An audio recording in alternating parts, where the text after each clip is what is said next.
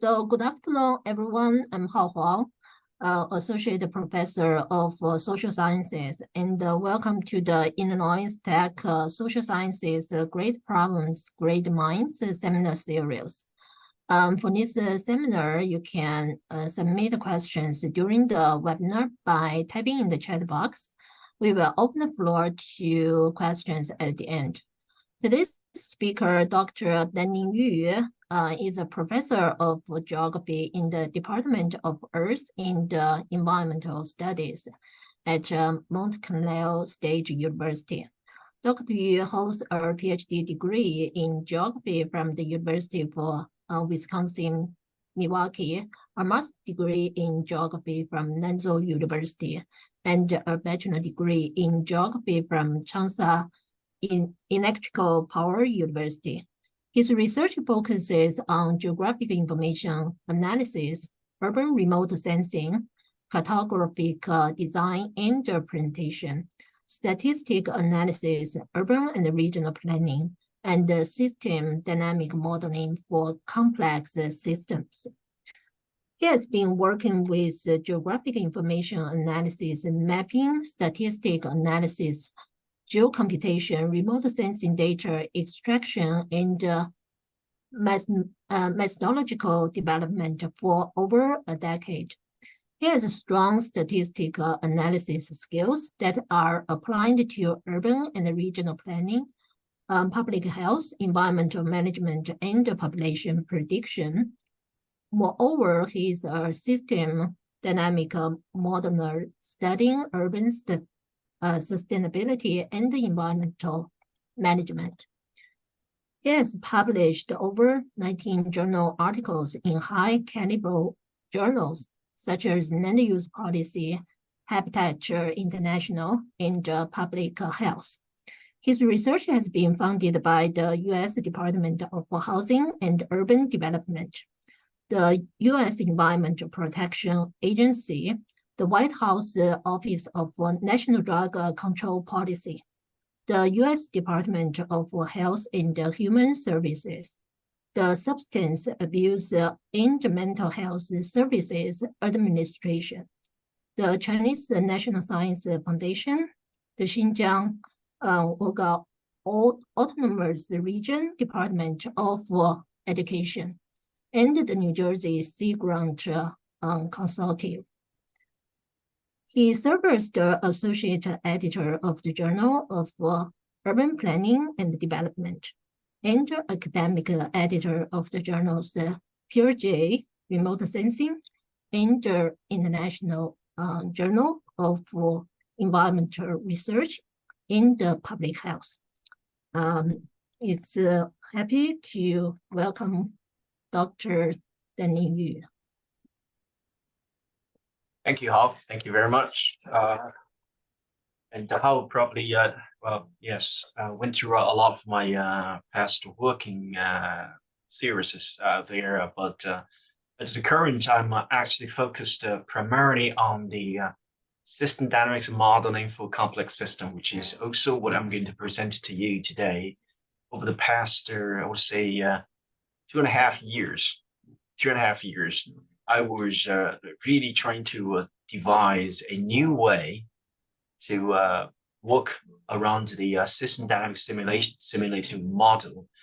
And when opportunity presents itself last year at around August, when I was actually traveling in Europe, there was a hot proposal, call for proposal issued out, and I got that email, sent in my ideas, and apparently the hard people likes this idea quite a bit. So eventually I got funded, which enables me to have my hands on actual data instead of some of the ideas in my mind flying around to work with.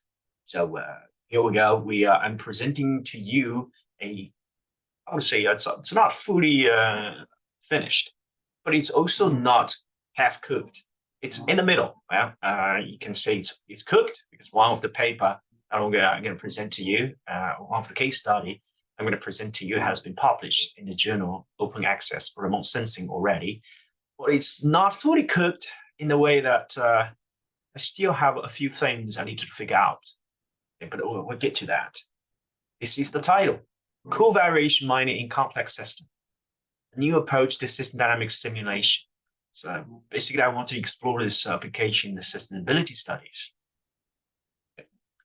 This is an introduction. Oh, I have to admit, I didn't study complex system like 2.5 years ago. As a matter of fact, I started to explore the complexity and interconnections among system dynamics or system components almost like 2 decades ago.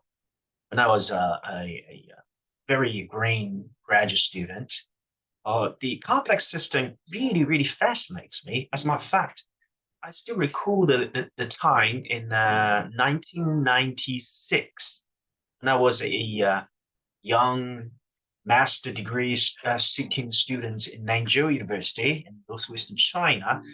A friend of mine brought us a book called The Mystery of Complex System. And I was fascinated by that book. Of course, I read through that book in almost like a hungry people.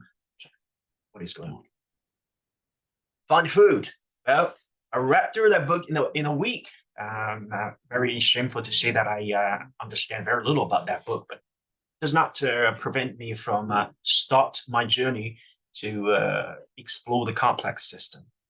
Okay, especially when it introduced the concept of the complex system as being the true and only existing, not only existing. Okay, I'm being a little bit dramatic here. It's being a true system of what we're living in. Everything within this system is interconnected. And because of this interconnection, the system is able to move forward, which we called as a dynamic system. Well, most of the time, I'm very interested in mathematical simulation, mathematical prediction, mathematical analysis of problems. Well, most of the time, when you're thinking about it, when we are using mathematics method, quantitative method to address the society, geography, economics, econometration, etc., type of problems, we are essentially using what we call a reductionist method. Reductionist method. That's very well. Although I like the term quite a bit, but because I also believe that we cannot really immerse ourselves, our mind, our brain into the entire system and encompass everything. I like the term itself, because we have reduced the real world to a manageable, understandable model.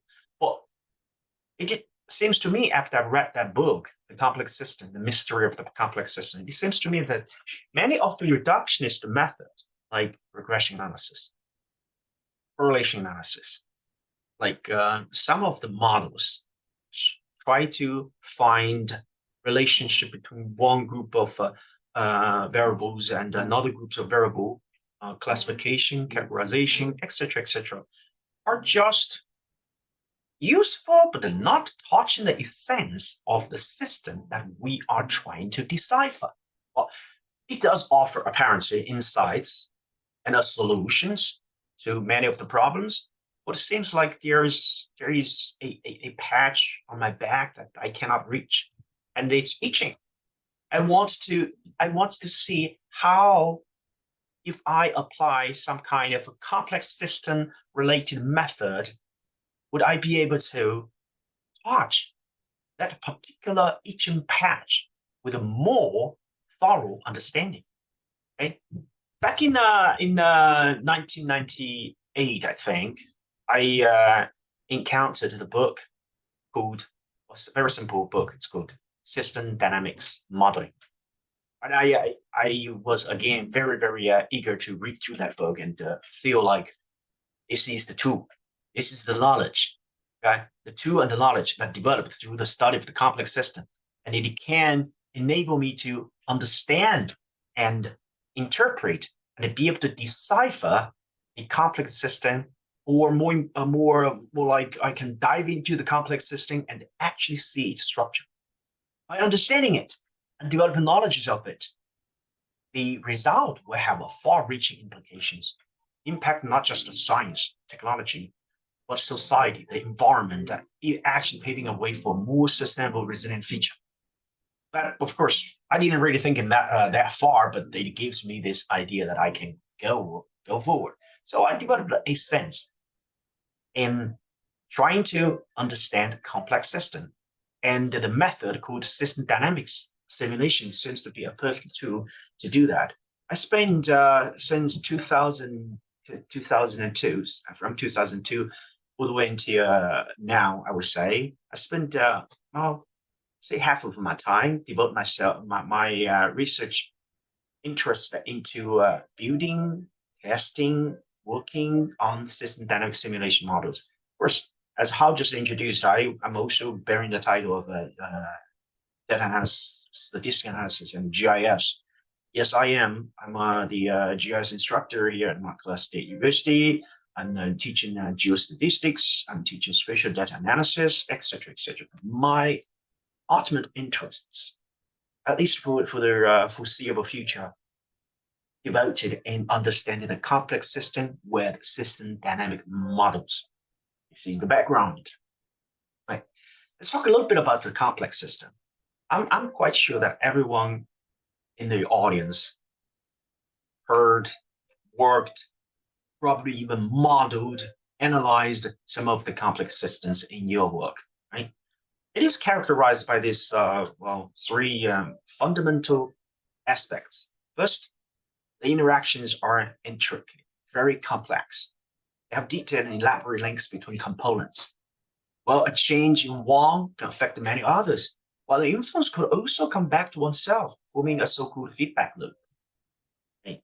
Hence, for understanding a complex system or modeling a complex system, it requires a deep understanding of this relationship. Not just a theoretical understanding, but also empirical understanding. I put this empirical understanding at a same level as the theoretical understanding is because later on I will talk about the big data analytics and the philosophy of big data analytics. That's for now. Let's say I put empirical understanding and theoretical understanding at the same level. The second characteristic of the complex system is the dynamic behavior, meaning the system oftentimes exhibits continuous change and adaptation over time, making them adaptable yet unpredictable with reductionist approaches. In other words, if we are only using traditional or analytical approaches, trying to decipher the entire system, oftentimes we will find ourselves in a dilemma because things does not really move the way that we predicted. Of course, we can say it is because of the underlying stochastic process that makes the system unpredictable. It's inherent, which is absolutely true, which is a valid argument for a reductionist approach. But right now I'm thinking, well, instead of using the reductionist approach, we can try a more holistic, systematic approach. Wouldn't that be better? It's essentially would still be a reductionist approach if you consider that a system contains, many different components that we will not be able to know at all. It's still a reductionist approach in its core, but we're trying to expand or strike a balance between the traditional reductionist approach, that we're focusing on a bunch of variables interactions with each other, but examining this relationship under the stochastic process premise. And the approach that we can incorporate as much as possible, as many as possible, observable system components together and trying to decipher the actual dynamics of the whole system. Okay? That is also because the reductionist approach oftentimes either cannot or ignore the emergent properties of a system. What are emergent properties of a system? Emergent properties actually arise from component interactions. They are basically those lines, as you can see here. Well, majority of the time we are focusing on the components A, B, C, D, E, although some of the lines will be explored through in a reductionist approach, but not always. Not always. And sometimes the lines, although I'm using a single arrowed line here, but those lines could be at the double arrow. In the reductionist approach, this could be regarded as an endogeneity issue. And when endogeneity issue arises, many of the analysis needs to take a walk around, right? Oh, instead of a walk around using the reductionist approach, why don't we just ignore everything about the traditional reductionist approach's essence and try to embrace a system dynamic data analytical approach? Okay? Those are the challenges. Those are the challenges. But other than those challenges, there are also one of the biggest challenges, I would say, not only in studying complex systems, but also in studying any data-related issue or any system at all, is that observing all components and their interactions within a system is either impractical or nearly impossible. It's fairly simple, right? Let's just take any system other than the system that was under controlled laboratory and physical or chemical laboratory, that you understand all the inputs, all the components within the controlled small system.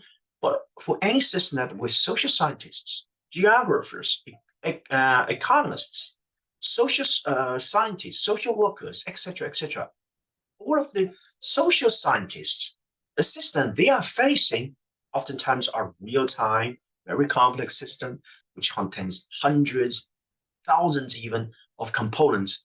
And many of the components either is not observable or the data is not available because we don't understand them, or they're entirely out of a view angle. So in that case, we can again attribute them into the stochastic process, or well, thinking it as a trade-off for us to understand the system, okay? Because we know there are things that we don't know.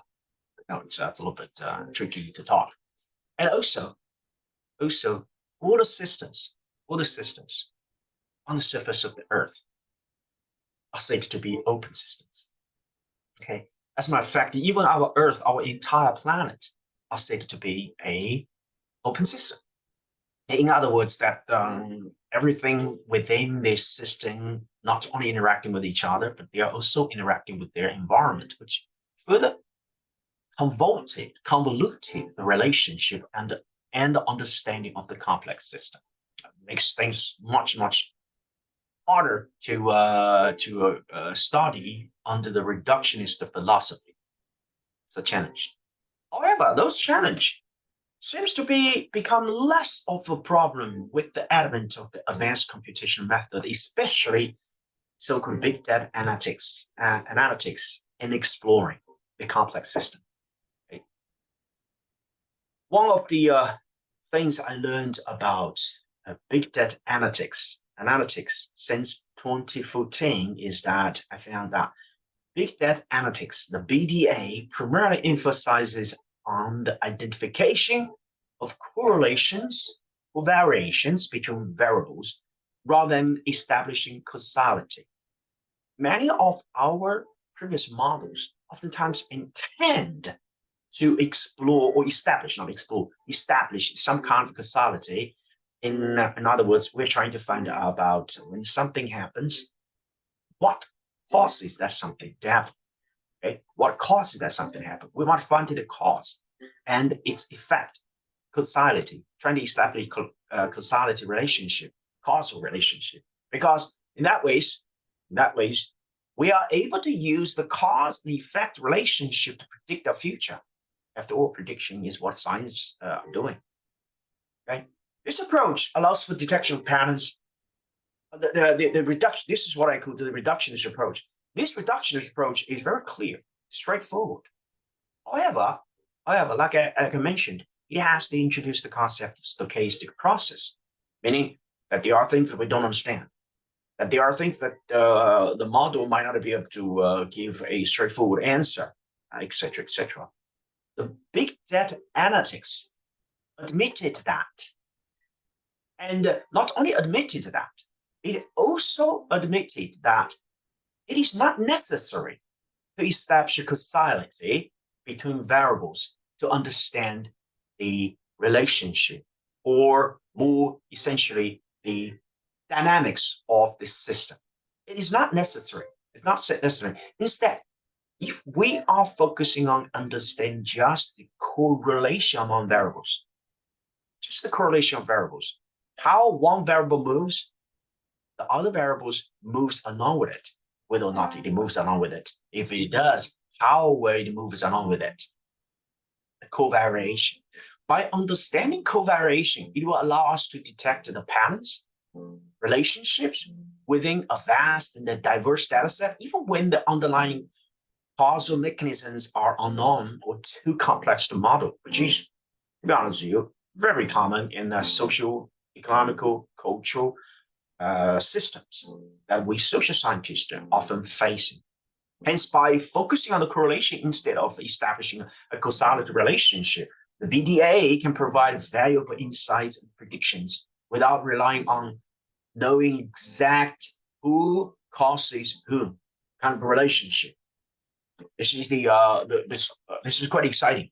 This is quite exciting. So starting from 2014, it's almost a decade ago, I started to explore a variety of ways to trying to apply big data analytics to study system. Well, of course, not as intense as 2.5 years ago.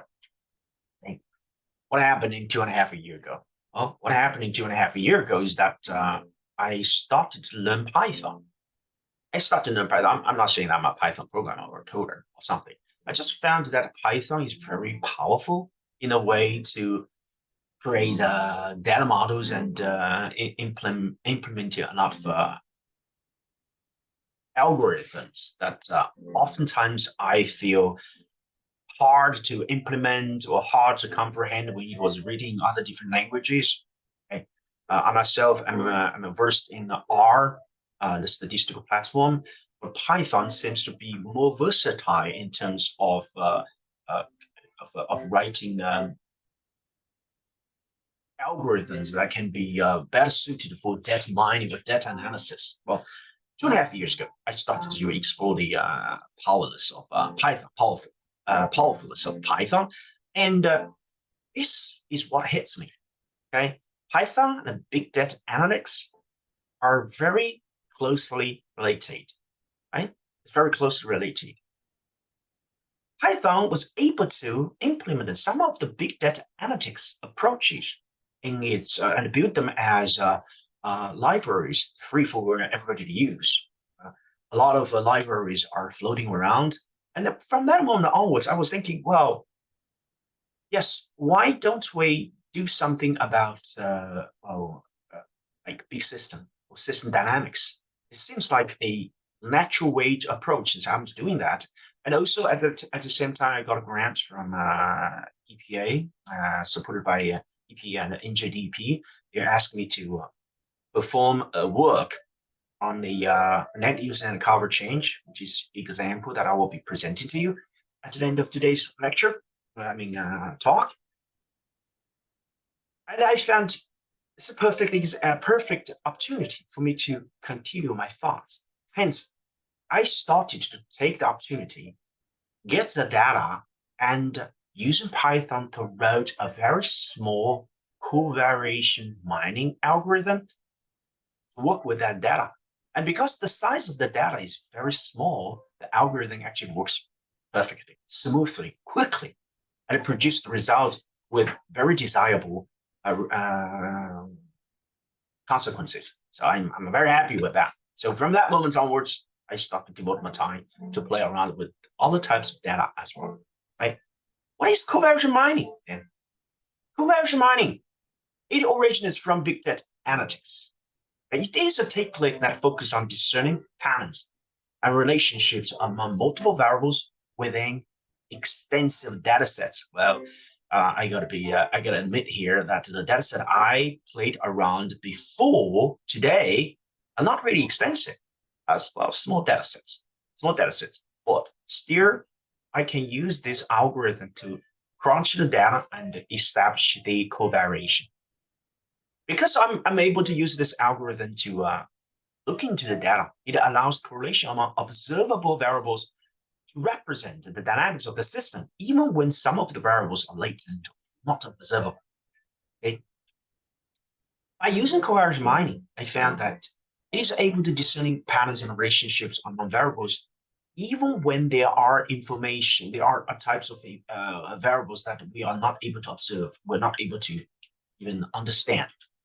Okay, and through this practice, I found that by looking into those covariations, it is very crucial for me to actually understand the system under study.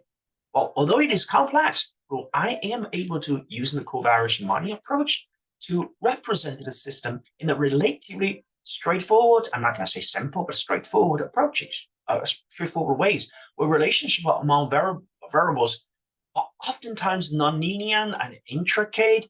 I can use relatively less complex functional forms to represent those complex relationships, intricate and complex relationships, using the covariance mining approaches. After identifying the patterns and relationships, we will be able to provide insights, and simulate and predict the entire system's behavior, and make predictions based on that. That is the gist of covariance mining. Now, since 2.5 years ago, I have tried to apply this complex system in a variety of work. Okay, first inferring underlying relationship of dynamics in a not so complex system. Okay, this process begins with looking into the system, analyze the system, decipher the system components, and while using the exploring data analysis tools to find the underlying relationships and build the dynamics, and then infer through data collection and covariance mining, reveal the patterns and the correlations within the system.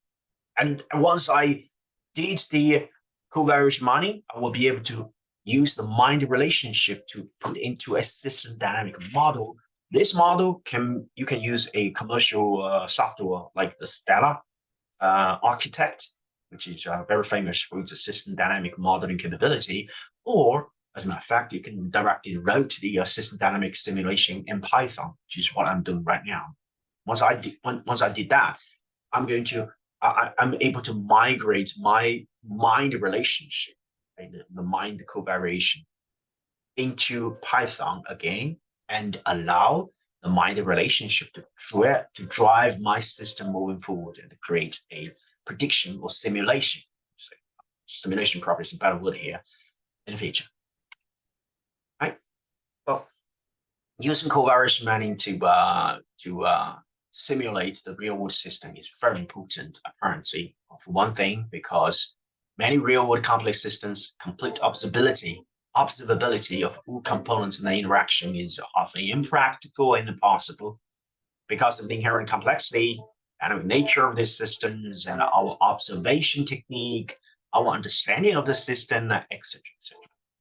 But addressing such issues require innovative approaches, apparently, to infer those unobservable components and dynamics, enabling a study understanding of the system as an entirety.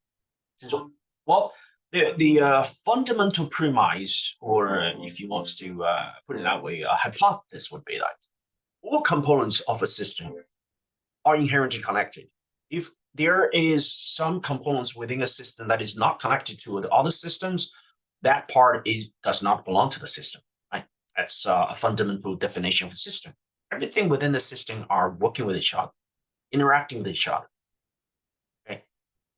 Even if some of the variables are not observable and we don't know what their status are, their effect will be presented by the data of the observed variables. Their effect can be observed, although their own cannot be, but the effect will be observed. This is also one of the reasons why I say that emergent property is very important for understanding systems. Okay.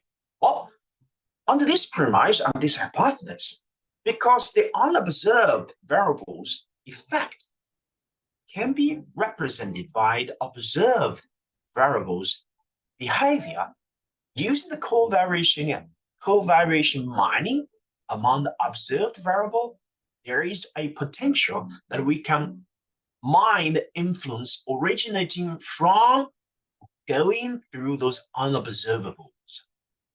This is a logical hypothesis. It makes a very big sense. As a matter of fact, I was only thought about this particular exciting aspects in this April when I was presenting my foundings in the European Geoscience Union in Austria. I was presenting my findings, and by talking to their participants of their conference, I was all of a sudden something just striking me. Feel like this is the idea. We can go from here. If I can mine the covariations that I have been doing for the past 2.5 years, I will be able to actually create a dynamic for the system, and will be able to simulate this dynamic through these mined covariations. Many different applications, of course. For example, for my current teaching and researching purposes, I have to present this.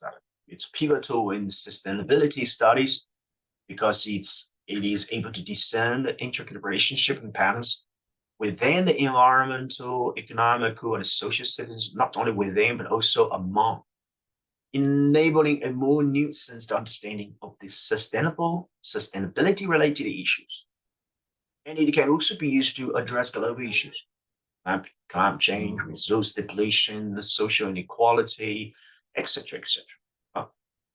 Before I read those slides, as a matter of fact, many of you probably know about the Wood model, or the Word 3. Current edition, I think, is Word 3. It originates from Meadows and his colleague's book, Limits to Growth, which was written in the late 1960s, early 1970s. Okay. They are the developer and say inventor of the system dynamic models.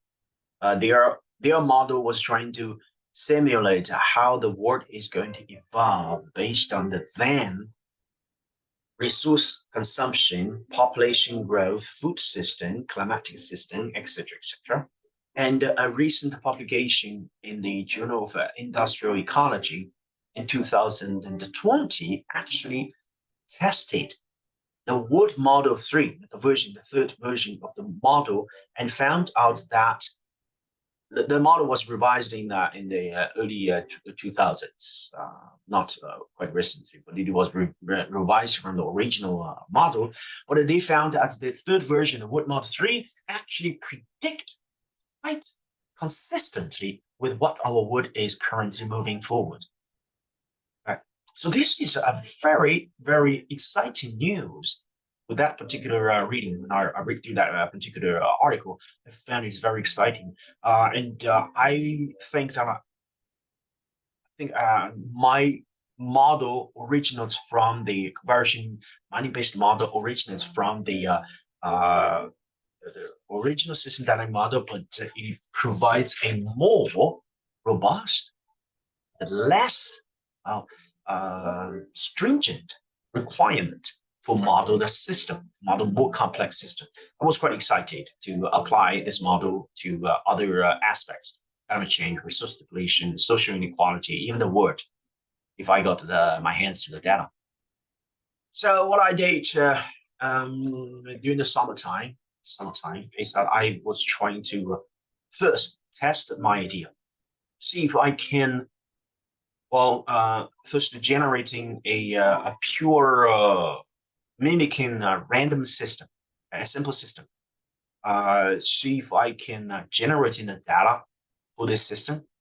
Contains 50 interconnected variables for 100 time periods to see if I can select part of those variables and use my covariation mining algorithm to see if I can actually simulate the system with my algorithm. This is what I did during the summertime. I created a simple system containing 50 interconnected variables for 100 time periods. This is what I did. Okay, they are guaranteed to interconnect with one another in a networked feedback loop. I've created the first variable as a random variable. Okay, it's a random variable within 10 to 100. Then I generate my second variable based on the first variable, because the second variable is a linear function of a random transformation. I allow the program of my algorithm to pick me a random transformation, like either linear, the no transformation at all, the sigmoid, it's the S-shaped transformation, or bound exponential, quadratic, bound logarithmic. Reason why I put bouncing is because I don't want my data to go crazy. Okay, of the first variable, plus a small noise.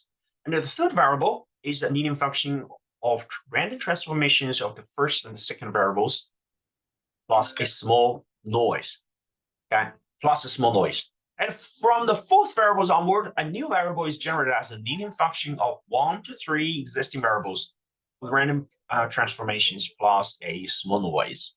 That's what I did. I limited down 3 because I don't want this system to be too complex. Otherwise, my machine might not be able to handle it. And I introduced the noise to controls that I still controls that they are, even with this so-called simulated system, I still want to introduce the noise to make sure that there are some stochastic processes going on. But they controls that existing variables explains at least 80% of the new variables variances. I was able to do this within, I would say, for my relatively powerful computer within about an hour. I was able to generate a data set within an hour. Okay, these are the few generated variables. It's very random, of course. Does not really have any kind of interrelationship, as you can see here. Variable 1, variable 15, 5, 33, 42, 50. They're all generated variable. In other words, those variables are like at the different time point of the generation, they take different values, but they are all inherently related, interconnected. Right? So once I generated the variable, I was very excited. I got these variables probably in late July. Yeah, in late July. And then I started my next endeavor. I tried to select 35 variables. Of the 50 variables, with only 50 time points, randomly choosing, okay, the first 50 time points, actually.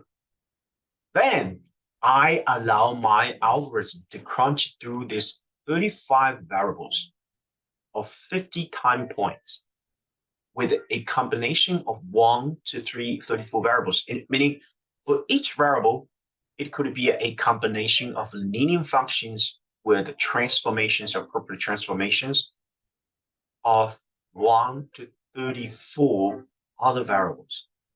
My purpose is to find the combination that can produce me with a adjusted R square, which is more than 75%. Well, it's very simple. A thought process is very simple, very straightforward. But I said I started this work in late July, and this is almost late September. I didn't have anything to report at the moment.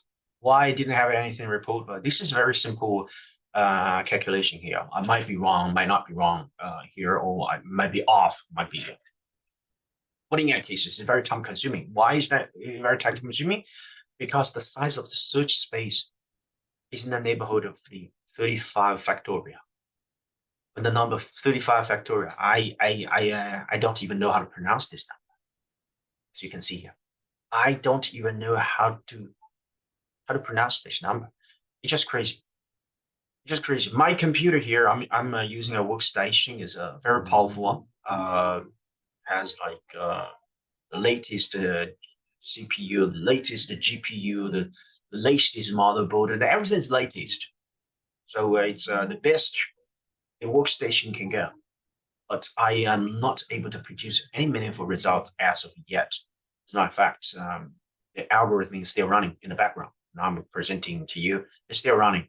If you ask me when it started, I don't know, like maybe 2 weeks ago. So in other words, this computer is running nonstop for 2 weeks already. As a matter of fact, I have a backup battery have backup battery just somewhere in my on my computer in case there is going to be a power outage. So at least this battery can make this computer or maintain this computer to run for another 4 hours. Right? It should be enough time for me to find another power source. I would say so. It's still running. I'm not able to produce anything at all, and it requires enormous amount of computing power. I have 56 cores in my workstation, so I am able to use parallelization computing to do that. It's still running. Nothing is wrong as of yet. So I'm just praying that it will not interrupt or not fail or something that I did the right correctly in my Python script. So I feel like this is very promising. I don't know when the result will be going out. Don't ask me for that. So I want to know too. So to not disappointing the audience in today's talk and still reporting that something this algorithm can do, I actually brought up this case study, a land cover simulation case study, which I did. I think I did this before the end of the last year, before I take over the hard program. Okay, before I took that, so the algorithm itself was still premature compared to the one I'm using right now. Still, it follows the same strategy, same way. Okay. This is what I'm about to do. I was doing. It's trying to explore the covariation of the land cover changes over 10 years in the Wading River complex of New Jersey. And this is a project supported by EPA and NJDEP. My purpose here is trying to detect the biological invasion in this pristine wetland complex. Okay, it's not focused on the spread of the Phragmite australis. Please do not ask me what that is. I only saw a few samples of it. I'm a geographer. Don't really know many of the biological terms. So the DEP colleagues collected the samples for me. They told me that this is a Phragmite australis. It's an invasive species. Okay, it's a very common invasive species in the coastal wetland in northeastern U.S. But Phragmite australis, for some of you who might know that it is not invasive in the Midwest. In Chicago areas, probably not the invasive species, but it's actually there are quite a few different species of that particular plants, I would say. But the ones found in northeastern U.S., it's counted as invasive. So the data was collected through high-resolution multispectral sensing images over 8 years, from 2011 to 2018. 8 years because the year for the data for 2012 summer is missing. It's not there. Okay. In both winter and summer seasons to start this species within this Wading River complex. This is what the Wading River complex is. I mean, I hope you can see it's really a small, tiny patch in the southern part of New Jersey. This part is the Atlantic Ocean. Well, although it seems like it's far away from the ocean, but it is actually it's a salt marshal. It's close. It's very close to the ocean. That's a fact. The patch itself is very small. It's very small. It's only about like 20 square kilometers, right? And dominated by coastal wetlands. It's a salt marshal. Water. Many river and river channels, woody wetlands. There on this part, there are many woody wetlands, and the development lands, basically just the road here, and the Phragmite australis, mainly concentrated among where the development land is. Apparently, this is at least this is how we would envision that invasive species would be recruited. It is close to where human activities are. Right? So data has been collected. The images contains infrared red, green, and blue bands with a 50 centimeter spatial resolution. It's very high spatial resolution. As here, this is a true color image with the training site I created by myself. The training site This is water. Okay, this is herbaceous wetland. This is a woody wetland. The darker green ones are the farm-bred Australias, and these parts are developed the roads. These are the training sites I developed myself.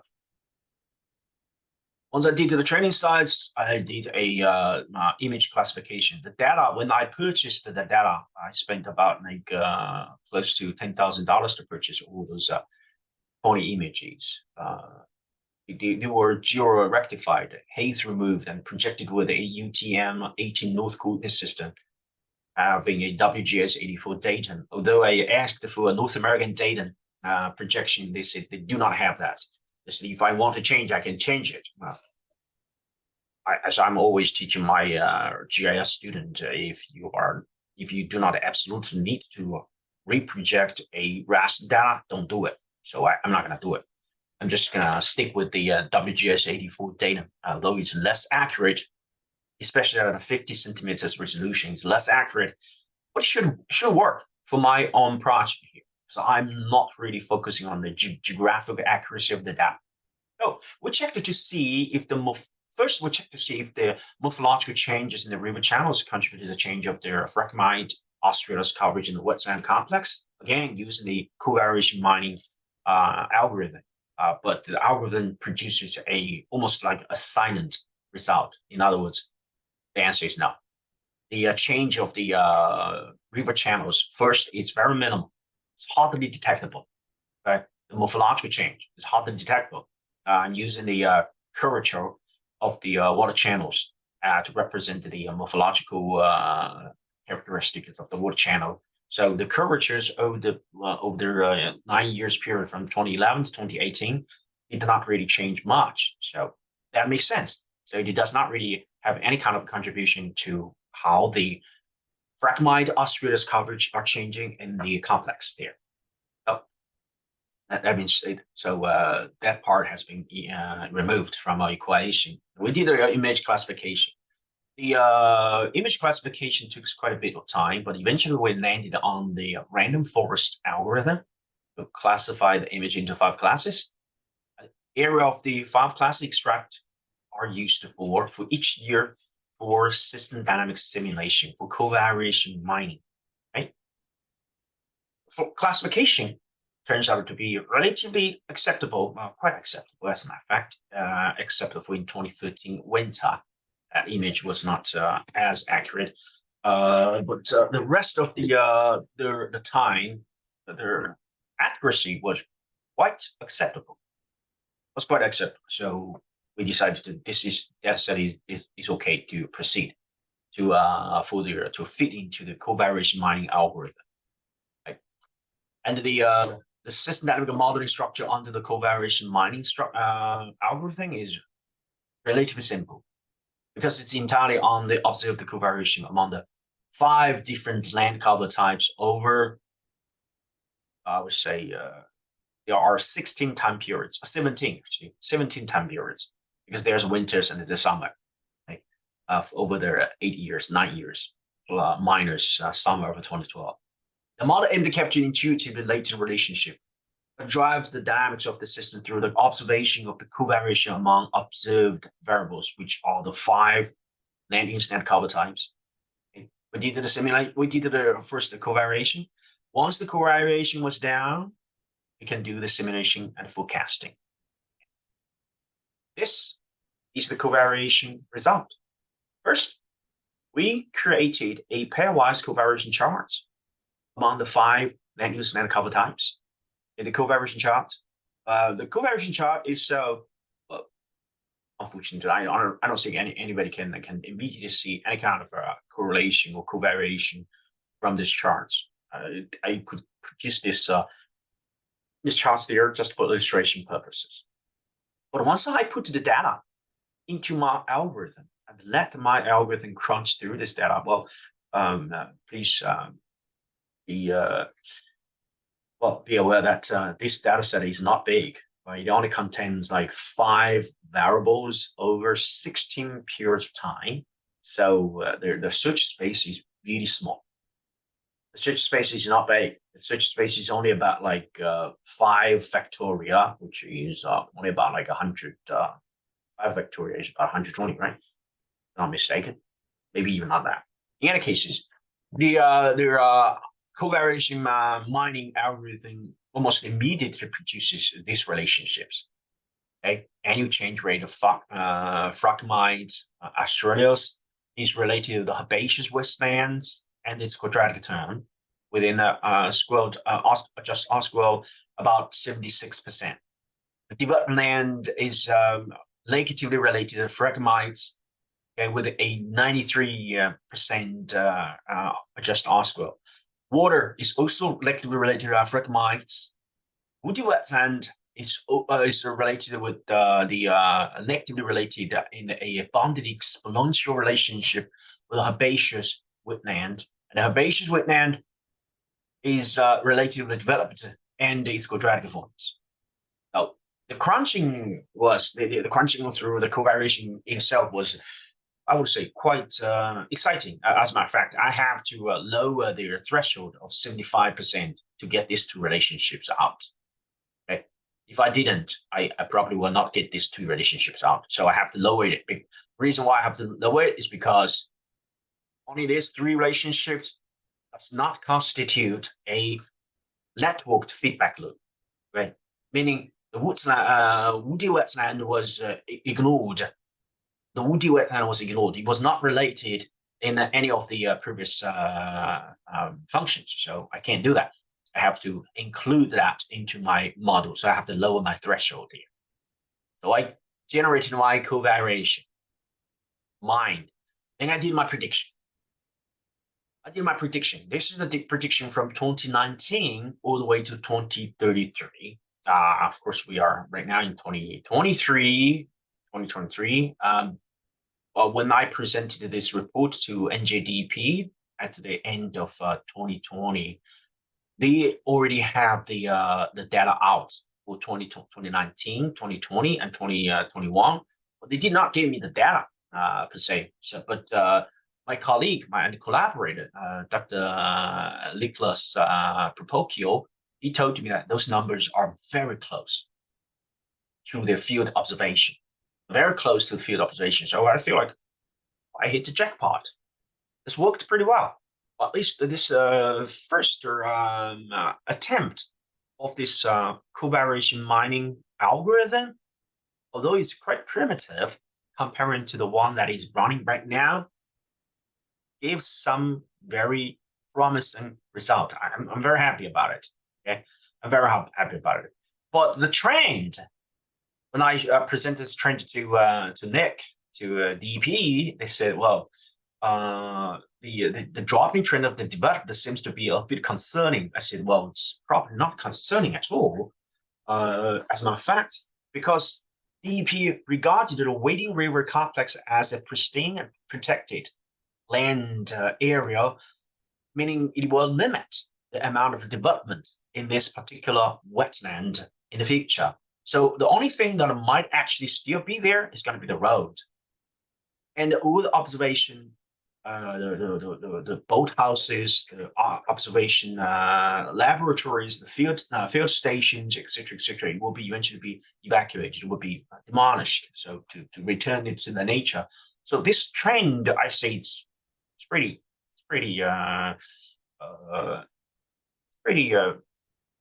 straightforward to what the DEP is about to do to this complex. But the worrying side is that the phragmites, the invasive species, actually presents a increasing trend. With at the expense of the decreasing water area. The decreasing water area, and there is also a decreasing of the herbaceous wetland at the as a result of the decreasing of the herbaceous wetland, there are the increase of the woody wetlands.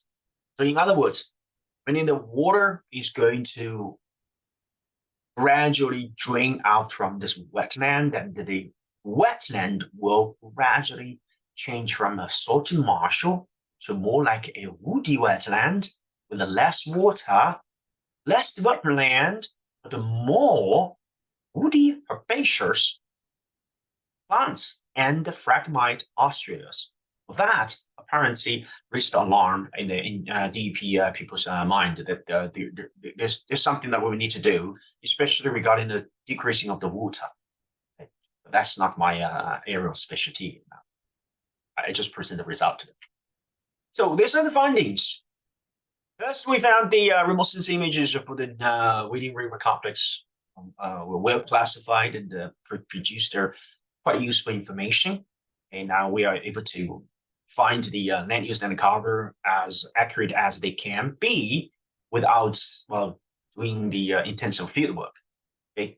They successfully identified change in the coverage of the invasive species of Phragmite in this relatively pristine tidal marshland from 2011 to 2018. Yes, we also used the 2011 data and threw into their system dynamic model and produced the result and compared the result with the classified result.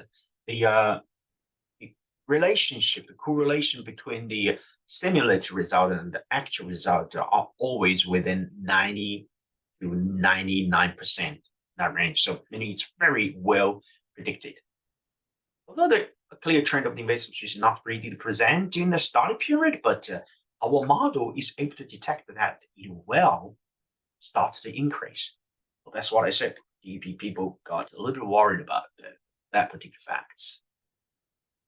The model suggests that the coverage of Phragmite australis is likely to increase in the near future based on the recent condition. Although we don't really know what causes it. Seems like it's not related with the development or human intrusion. We don't really know. So this is what I told my colleagues in DEP. I told them that there are bound to be invisible or latent components that is at working. It's at work. We just don't know what they are. Or even if we know what they are, a DEP person actually provides a few explanations, potential explanations. Sorry, I don't remember what they're talking about. It's foreign language to me in the biological field. They said, well, this probably are their reasons why we need to invest more to provide more observations, this and that. It's all fine with me. But the increasing of the Phragmite australis has a detrimental threat to the local fauna and flora in this Wading River complex. Well, magnitude of such an increase, however, I also warned my colleagues in DEP that it's pure speculative. The reason why is that is because it's a system dynamic model based on covariation mining, and we have to admit that there are stochastic processes underneath the entire system's dynamics. The numbers, the trend is informative, but the numbers should not be taken seriously. Okay? Should not be taken seriously. Although as such a smaller scale, smaller area, a large scale, that the numbers might be instrumental in the future for planning purposes, but I advise against including any of the numbers in their official writings unless they understand what this model is about to do.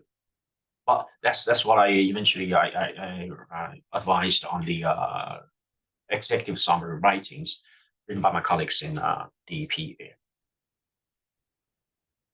And this practice also suggests that the lack of trace of the invasive pathways of the Phragmites australis in the Wading River complex prevents any meaningful causality relationship between the coverage of this invasive species and other facts from being established. Well, for one thing, we don't have enough amount of data. For another, there are just way too many unobservables. We just don't know. Are there anything causing anything? The previous knowledge says that development oftentimes are heavily correlated with the appearance of invasive species. So, meaning the development of this particular wetland would have a negative impact. Would have a positive impact on the increase of Phragmite australis. But our model, our covariation mining suggests it's otherwise. Okay? And using the covariation pattern among the land cover types, we're able to establish a simple model. We're providing a dynamic scenario for how land use land cover in this complex is likely to change. That's quite interesting, useful in a way.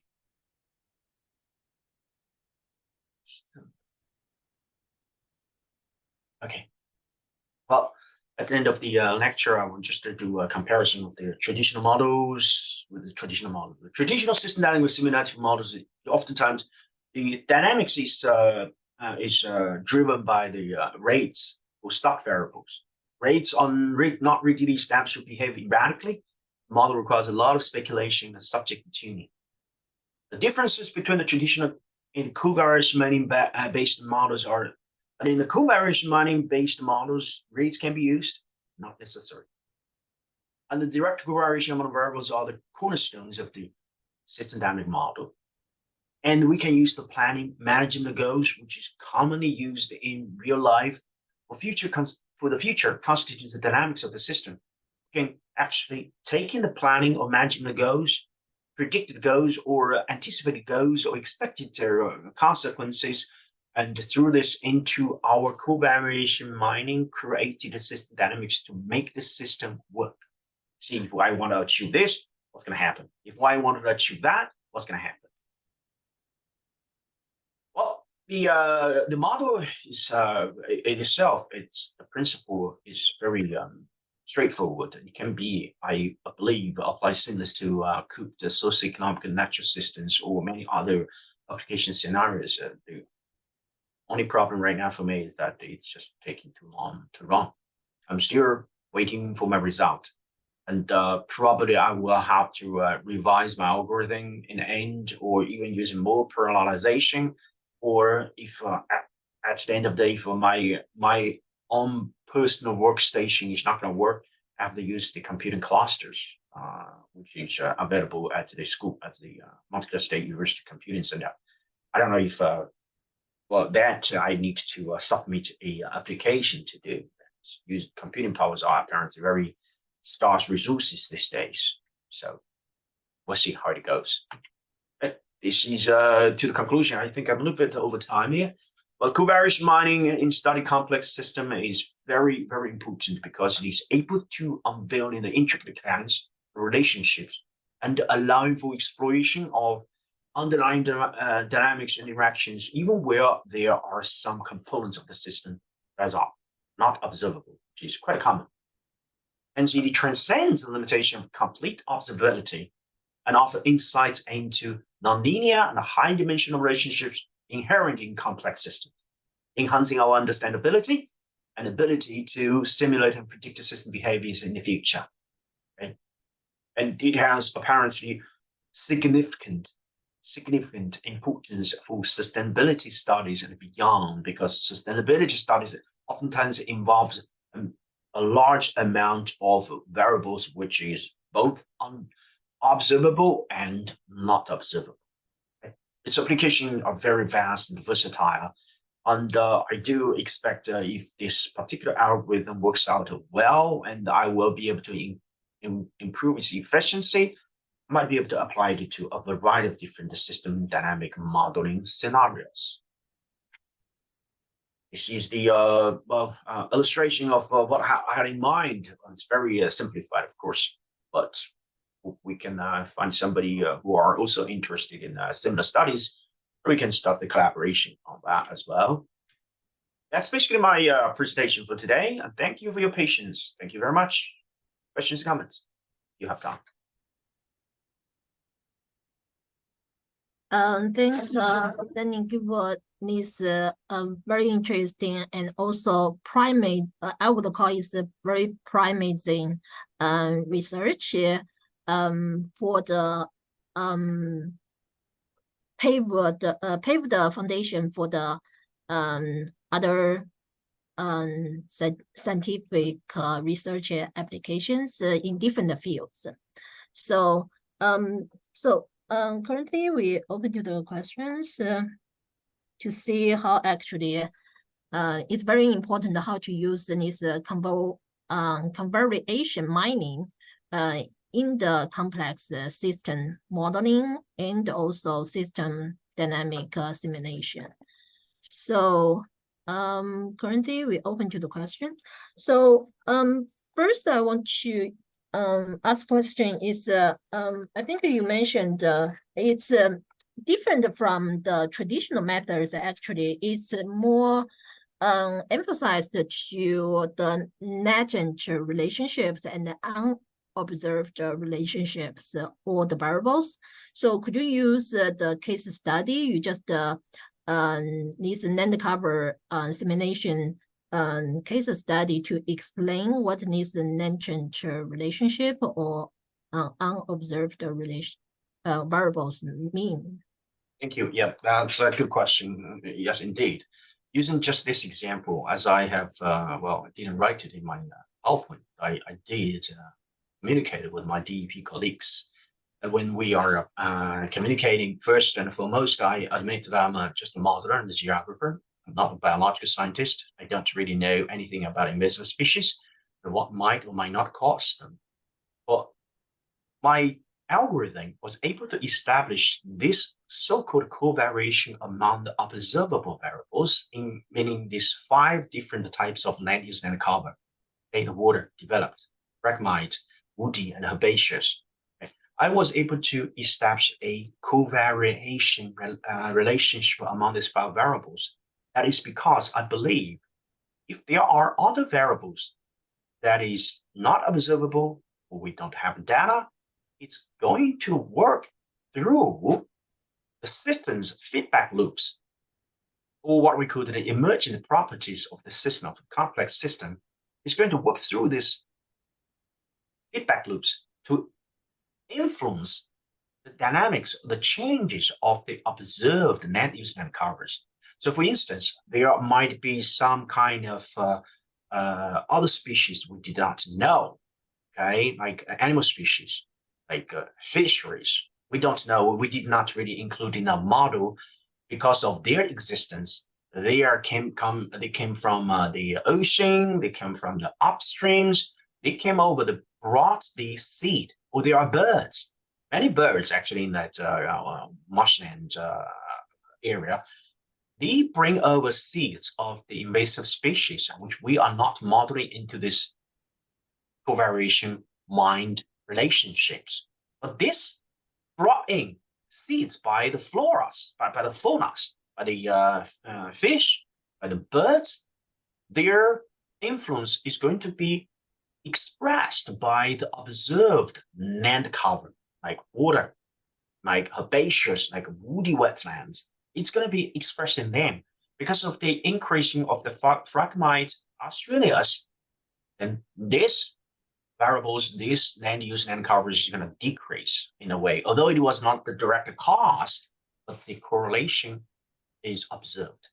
The emergent property is observed through the covariation mining. Hence, although we do not know what other factors are there, those are unobservables, like there fish brought seeds, birds brought seeds. If they did, then we just don't know. But if there is such an effect, this effect is going to be reflected in the observed variables. That observed variables will show their influence on all the other observed variables, and this influence can be mined through the covariation mining. That is the essence of through covariation mining, we are able to find latent, unobservable variables influences or the emergent influences of the system. I hope that addresses the question, Hao. I see. So which means for these 5 land cover types are identified, but based on some statistics or analysis, or this data analysis still can showing some percentage actually is unobservable and the latent relationships there.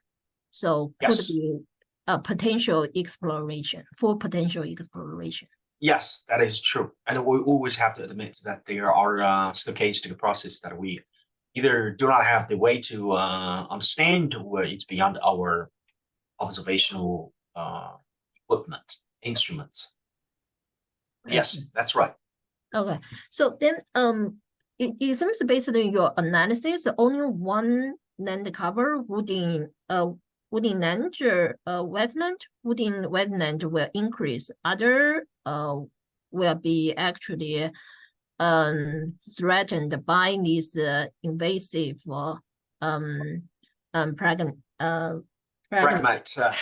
Australians. ostriches.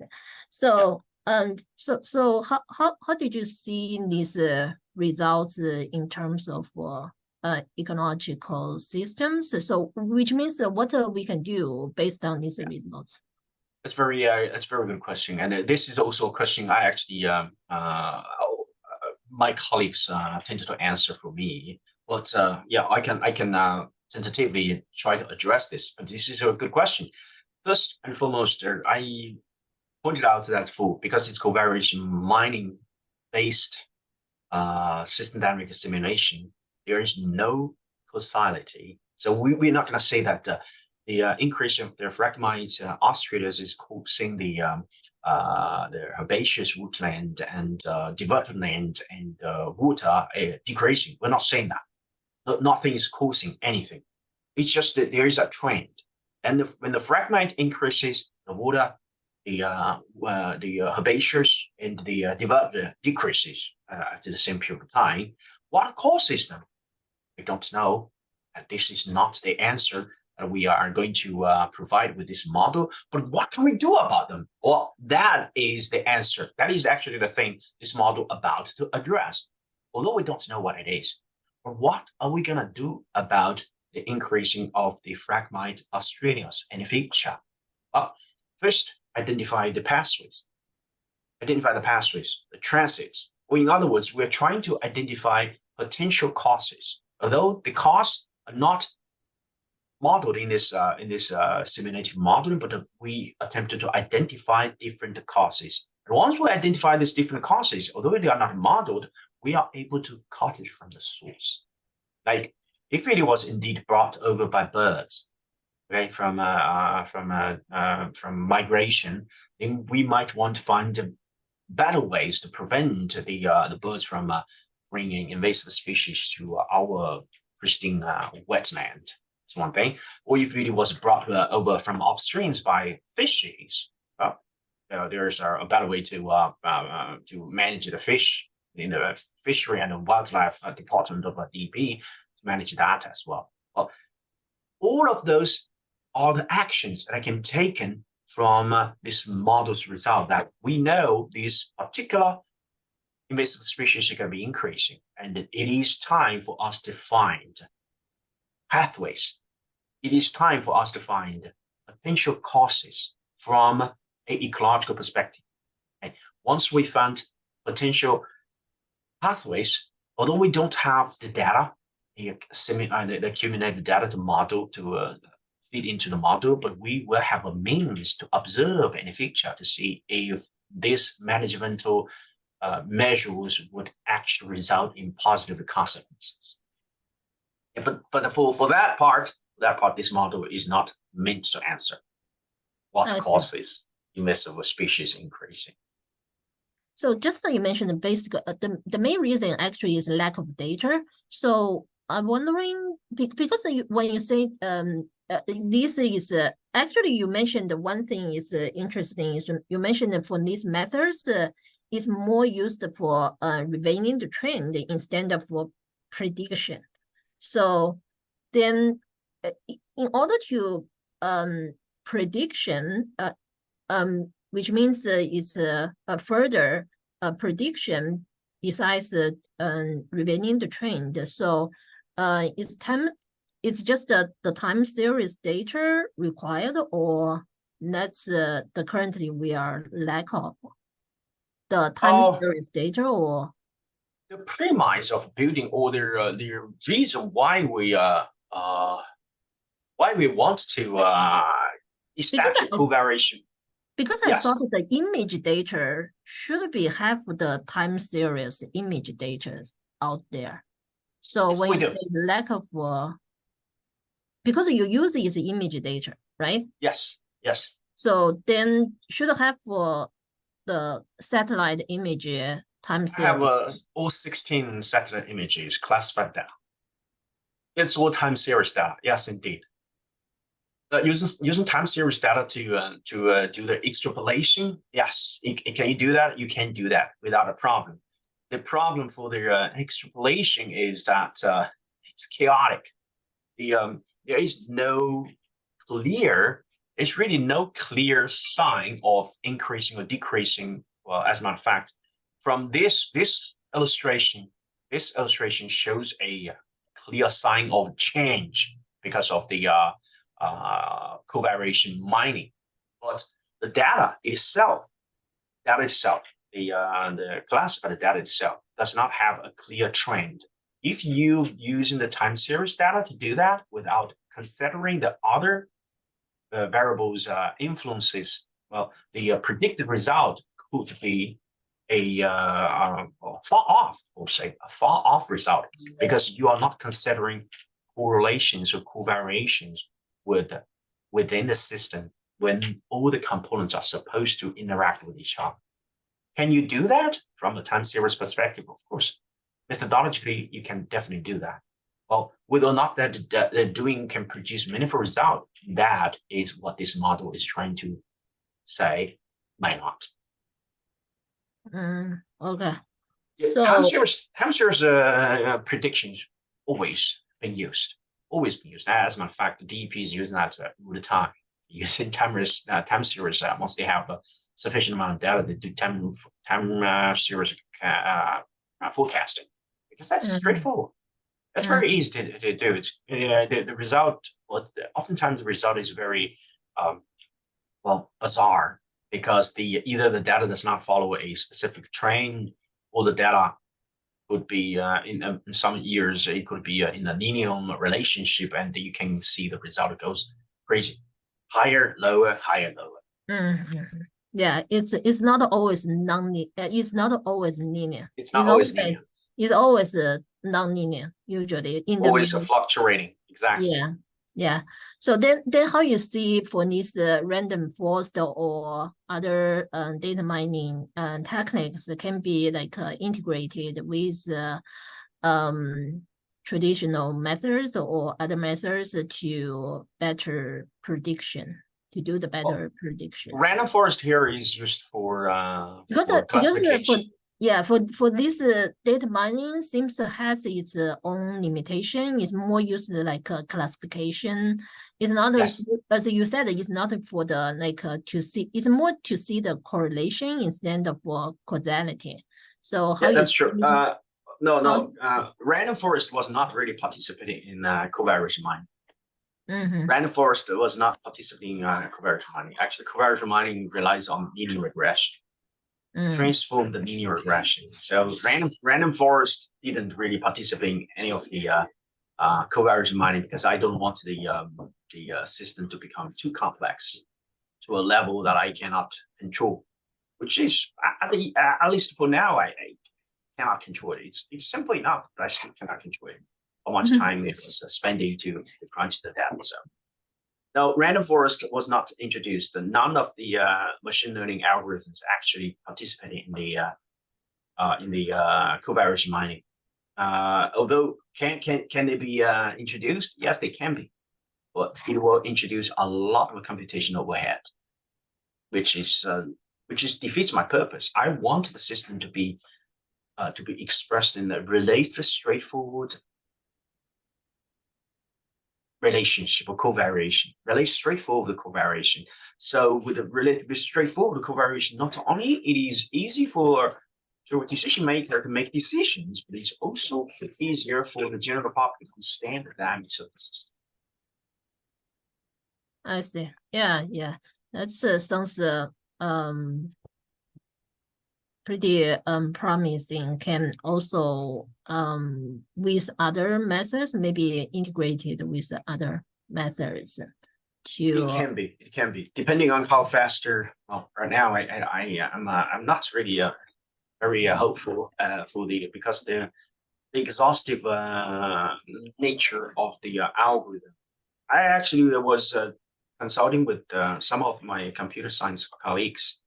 He suggested me not to use the entire searching space, their 35 factorial. I do agree from a practical perspective, but seems like my computer can handle that number, so I'll just let it run for a bit. See, this is 2 weeks in the actually this is the 17th day towards the running. So I will see how it goes. I specifically remember I start the simulation on September 5th. So this is the 17th day. So it's running. I'll see how it goes. If after a month I still don't get any result, I will just have to take this advice. At least to reduce the search space. It's very, very time consuming. I see. So the last question is how, since I know you're also doing a lot of work related to economic geography and also regional studies development, how you see this covariance mining tactic may apply in that field? That's a good question. I was not really giving it much thought because the majority of my energy was focused on invested in the study of land bioaccessibility, because that's the project HART requires me to do. But similar concepts and similar principle can be applied to the regional economic system without any issue. See, when we are doing regional economic development using econometrician models, trying to, for instance, you and I, we have done a lot of work in trying to predict the per capita GDP's growth and what kind of factors are influencing the per capita GDP's growth, right? And oftentimes it was found from an econometrician perspective that many of the relationship actually involves inherent endogeneity. In other words, you cannot really say something is causing GDP growth increasing instead of GDP growth is causing that something bad. For instance, in a recent paper I published in regarding the Chinese economic development and the high-speed rail development. I published in Light Geography. No, not that one. The one I published in Land Use Policy. When we're doing that, one of the reviewers asked our questions. Well, yes, indeed, the accessibility to high-speed railway is indeed a booster for local regional economic development. But the opposite is also true. The higher per capita GDP of a particular region would actually increase the accessibility to the high-speed railway station. So there is an inherent endogeneity problem. Well, using a reductionist approach, which means the regression analysis applied, you have to either address this endogeneity head-on using instrument variables, or you have to argue that there is really no endogeneity involved from a theoretical empirical perspective. Okay, that's what I did for the paper published. But from a covariation mining-based system dynamic simulation perspective, the prediction of GDP per capita becomes one of the products of this system. Instead of predicting using other variables, predicting the GDP per capita's increasing or decreasing or whatnot with dynamics, we can actually put all the data, okay? Put all the data. This is not time series data. This is spatial data. Put all the spatial data together and crunch them into the algorithm to see if there are any covariations among this GDP per capita, accessibility to high-speed rail, and many other factors. Are there any such factors? Okay? Working with each other through covariation. In such sense, we can establish a covariation among all those variables, even with the benefit to consider inherently the spatial interaction or spatial autocorrelation that existed among the data in such a covariation mining, because covariation mining admitted that there are latent, unobservable factors that is working mysteriously but present themselves on the observed variables. Okay. So this is actually a very promising way of applying this particular algorithm to a wide variety of applications, regional economic development included. I see. So then looking forward to your new research based on this covariance mining technique. And thank you for your great talk. Usually we give the applause to the speaker at the end. That's okay. I think I'm dragging a bit too long. It's almost 6 o'clock in my time. It's 5 o'clock in your time. So thank you for your